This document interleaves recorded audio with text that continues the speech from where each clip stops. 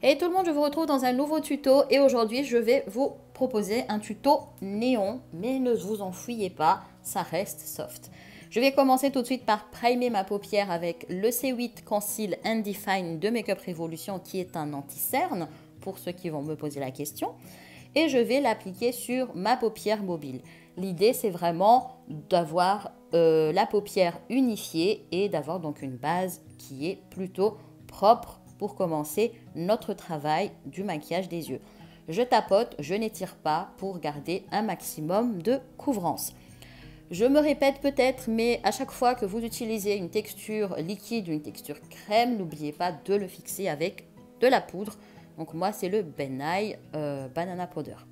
Je vais utiliser ces fards-là de la palette Warrior 2 pour ce maquillage et je commence par le fard Yodi. Donc le fard Yodi est un fard couleur café clair et ça va me servir donc de fard de transition. Je l'applique en partant du coin externe vers le coin interne et j'essaie de l'étaler mais de ne pas remonter vers les sourcils.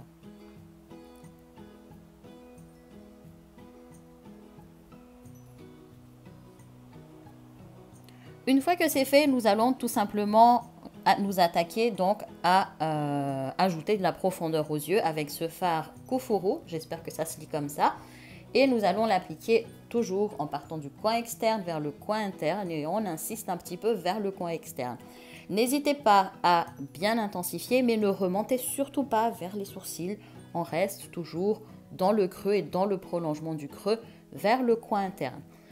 On ajoute ce fard Jamata qu'on va exactement mettre au même endroit, mais on essaie de ne pas trop tout mélanger pour l'instant. Donc on essaie d'être un peu plus intense au niveau du coin externe et de migrer petit à petit vers le coin interne. Je ne sais pas si je suis claire dans mes explications, mais voilà.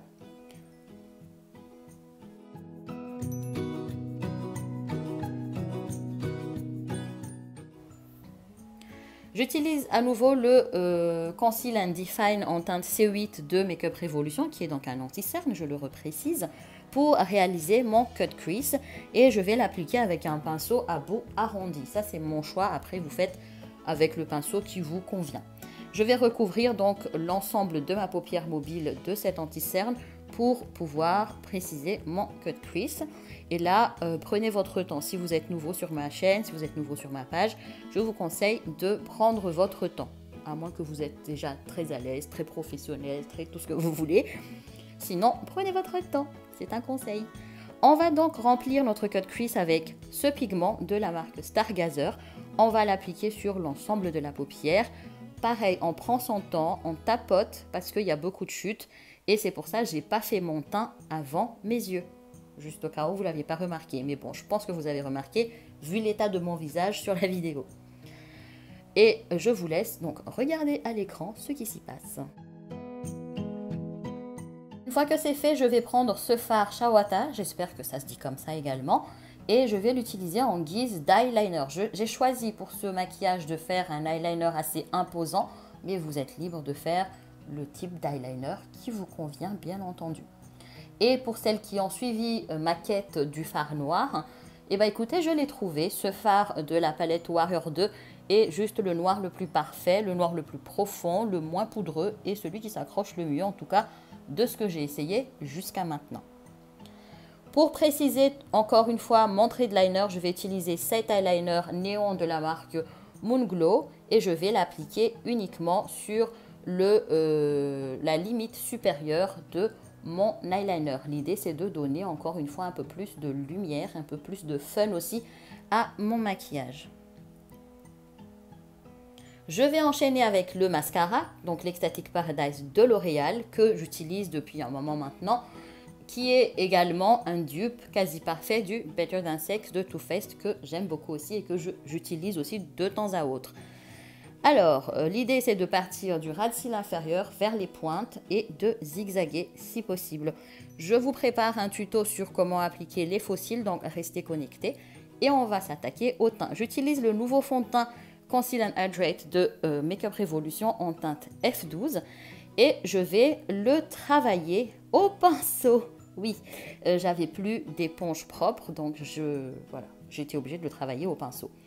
Après tout dépend de vous. Si vous cherchez beaucoup de couvrance, autant prendre une éponge. Si vous n'êtes pas forcément à la recherche d'une grosse couvrance, le pinceau fera très bien l'affaire. Caractéristiques qui me plaisent en fait de ce fond de teint, c'est qu'il hydrate, ça c'est un fait. Il est couvrant et il est modulable, ce qui est génial. Le seul truc que j'ai comme souci, c'est qu'il est un peu glowy. Je vais m'attaquer à mon highlighting avec le C8 Conceal and Define, cette fois-ci que je vais appliquer sur donc les parties où je dois highlighter, entre autres sous la paupière, sur le nez, une partie du front au-dessus des sourcils. Et voilà, donc je vous laisse voir à l'écran ce qui s'y passe. Ceux qui veulent regarder ma routine teint de A à Z, je vous mettrai dans la description le lien pour accéder à cette vidéo.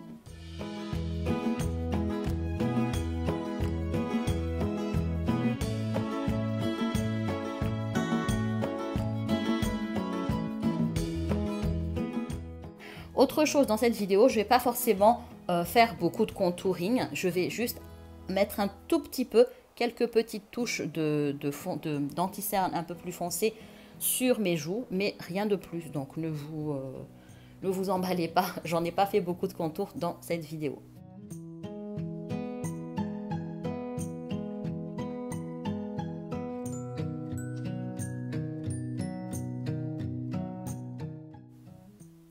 Une fois que c'est fait, je vais fixer donc mon teint avec le Banana Powder de Ben Nye. Comme je vous disais, ce fond de teint a tendance à donner un effet très glowy. Moi, j'ai une grosse tendance à aimer le mat, l'ultra mat même. Donc, je fixe beaucoup pour avoir une grande matité au niveau du teint. Et cette poudre banana est vraiment un très bon matifiant, si je puis dire. Je vais réchauffer mon teint avec ce bronzer, donc le trio Highlight Bronzer de Sleek. Et j'applique ça avec un pinceau biseauté. J'en mets un tout petit peu sur les joues, histoire juste de créer un petit ombre, mais sans plus. Je ne veux pas non plus creuser de fou dans cette vidéo et dans ce tuto, dans la mesure où les yeux sont déjà assez bien chargés. J'ai pas forcément eu envie de trop marquer mon visage. N'oublions pas le front, quand vous faites votre contour ou quand vous réchauffez votre teint, n'oubliez pas de réchauffer votre front et aussi sous le menton pour dessiner donc le contour de votre menton. C'est important de le faire. Encore une fois, vous me posez souvent la question, donc je vous répète, si vous êtes débutante, commencez votre contouring du nez avec un bronzer jusqu'à ce que vous ayez trouvé ce qui vous convient le mieux parce que c'est un peu périlleux. Je vais illuminer le tout avec le Shimmer Brick de Makeup Revolution en teinte radiante et je vais l'appliquer d'abord sur mes joues. Et je peux vous dire que je ne sais pas comment j'ai fait pour rester longtemps sans cet highlighter, mais cet highlighter c'est juste la vie. La finesse des pigments, la façon dont les pigments captent la lumière qui donne cet effet mouillé est juste waouh, enfin moi en tout cas j'aime beaucoup.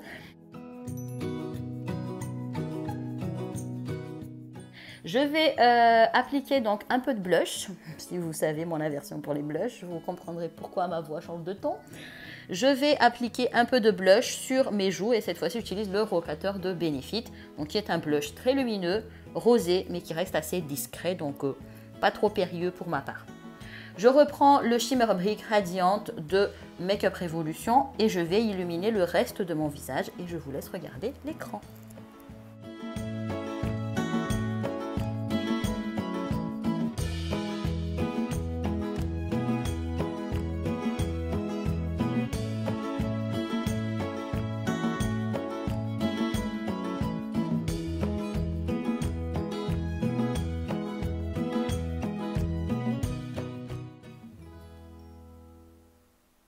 J'en mets donc sur le coin interne, oui, tout simplement pour illuminer un petit peu. Certes, le maquillage pop déjà assez bien, mais je voulais quand même un petit point de lumière sur le coin interne pour avoir une plus jolie résultat. Et bien entendu, on n'oublie pas encore sur les yeux de rajouter un petit peu d'highlight sous l'arc du sourcil pour avoir un petit peu, encore une fois, de point de lumière. Comme le maquillage est assez mat, ça pop mais c'est assez mat. Donc un peu de lumière ne fait pas de mal, hein, j'ai envie de vous dire. Je prends ce fard qu'on a utilisé donc déjà avant, le Kufuru, pour finir mon ras de cils inférieur et donc finir mon make-up tout simplement. Et je l'applique en ras de cils inférieur et j'essaie de l'étaler au maximum pour pas que ça fasse une grosse tache sous les yeux. Et le résultat me plaît plutôt bien. Qu'en pensez-vous? Dites-moi ça dans les commentaires. Et donc je passe un dernier coup sur l'ensemble de mon visage pour qu'il n'y ait pas de démarcation avec un gros pinceau. Et voilà, le maquillage est enfin terminé. Voilà le résultat. Je ne sais pas ce que vous en pensez. Dites-moi ça dans les commentaires. Dans les commentaires sous les photos, vous avez déjà bien aimé. Mais maintenant que vous le voyez vraiment en vidéo où je bouge et tout, dites-moi ce que vous en pensez. Moi, j'ai aimé vraiment le faire. Voilà, je suis capable de le porter en journée comme je vous disais déjà. Mais voilà, j'espère en tout cas que vous allez partager la vidéo, que vous allez vous abonner. Et écoutez, je vous fais des bisous et on se dit à très vite.